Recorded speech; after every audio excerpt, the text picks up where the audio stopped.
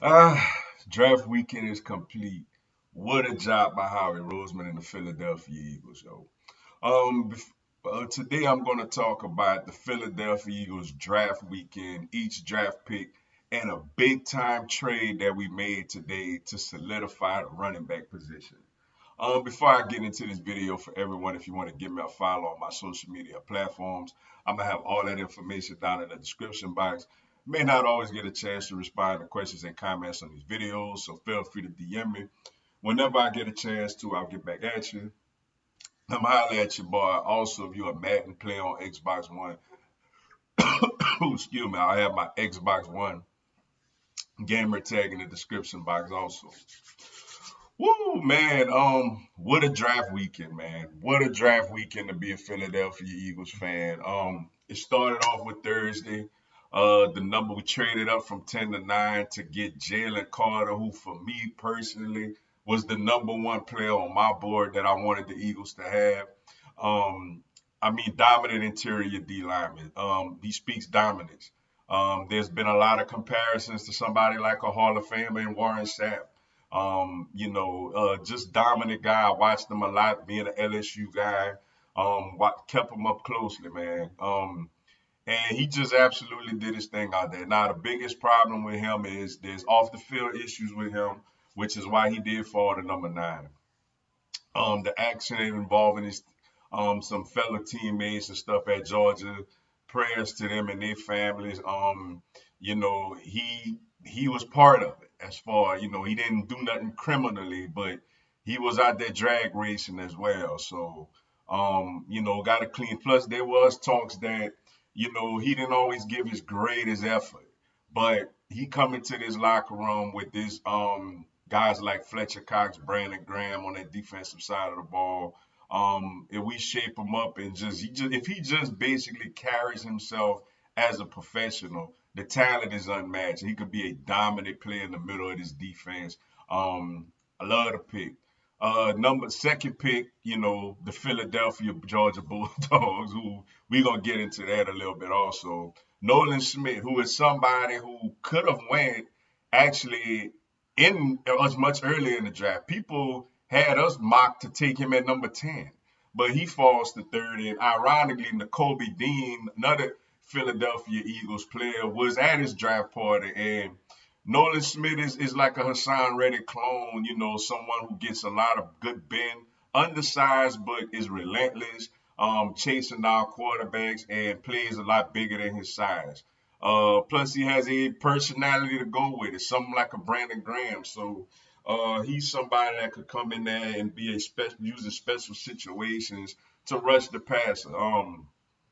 And I'm pretty excited to have him as well. Then you look at the second round, day 2, we get Tyler Steen from Alabama. Versatile lineman. He's projected to be a guard, which we need. We need guard depth. But he played a lot of tackle at Alabama, and Vanderbilt as well. So big guy, very versatile. Go come in and add depth. Now, will he start at guard or will Cam Jurgens start at guard? That's yet to be seen. But worst case scenario is if Jurgens starts at guard. When Kelsey retires, you would think Jurgens will move to center and he could go out there and play in the guard position. So it's a good pickup for us from that standpoint. Right after that, we get Sidney Brown, a safety from Illinois who ran in the 4.3s and the 40. Very productive player, 6 interceptions, which was second in all of FBS football. Illinois had a pretty talented secondary as well, but somebody who gonna compete for some playing time. With the safety position, uh, hard nosed kid, flies around, and has good ball instincts. Somebody we could definitely use. Then to start day 3, the Philadelphia Georgia Bulldogs select Keely Ringo, who some people thought could have been a late first, second round pick, and he falls to the beginning of the 4th round. Great value here, very productive. Did it on the big stage. Game sealing pick 6 against Alabama a couple of years ago. I watched that whole game when they played Tennessee, and Tennessee went in there like a house on fire offensively with the Jalen Hyers and Cedric Tillmans of the world, and he completely took those wide receivers out of the game. Great man, press coverage, really good speed. Struggles a little bit with his change of direction, but he gonna sit behind two of the best corners in the game today. So he could add depth to us, play on some special teams, and possibly whenever Slay or Bradbury retires, he could step right in and play. Really good value pick there. And then we add to the quarterback factory with Tanner McKee from Stanford. He's going to be battling for the third quarterback position. It's a luxury pick. I mean, I don't know if he's going to end up being better than Ian Book, to be honest with you. So it, like I said, it was more of a luxury pick. Experiment, bring somebody in, see if they could compete for the third quarterback spot, and if they really blow the doors off, could probably end up being the backup quarterback in the following year. This is the one pick where I kind of scratch my head a little bit because it's like we've been down this road before. We do have Mariota in as a backup. We do have Ian Book already on the roster to competing for the third quarterback position, who already been familiar with the offense. This kind of reminds me of like the Carson Strong thing last year. Got all that hype and he didn't even make the team. So that's the only pick I kind of scratch my head on. But whatever, we all right. um, then we get Moro Ojoro, or however you say his name, big defensive tackle from Texas. Another versatile player, guy that could play on the inside, guy that could play on the edge. Very, very versatile, gonna add depth to this already deep defensive line. So really looking forward to seeing what he could do and how he could perform in camp. But honestly, the biggest news of the day was the Philadelphia Eagles traded for DeAndre Swift from the Detroit Lions. Um, what a pickup, yo. Running back room is very deep. You got Swift, you got Penny, you got Boston Scott, and Kenny Gainwell. Um, I love that four-headed monster at running back.